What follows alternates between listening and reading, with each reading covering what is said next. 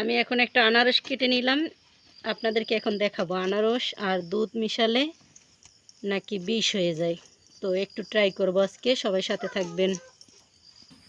আমি এখন একটা পাত্রে কিছু দুধ নিয়ে দিলাম, এখন মিশিয়ে দিচ্ছি আনারসের এই যে রসগুলো।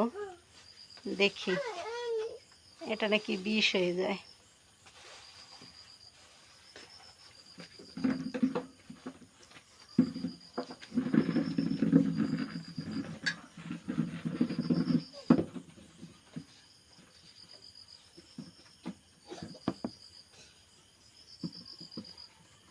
কই দেখতে পাচ্ছেন? আসলে এটা যেমন দুধের সাথে টক মিশালে যেভাবে হয়, আনারসটা দুধের সাথে মিশালে ওই রকমই হয়, অর্থাৎ ছড়া দিয়ে যায়, যেটা বলি আমরা ছড়া দিয়ে যায়। যে টক যেভাবে মিশালে ছড়া দেয়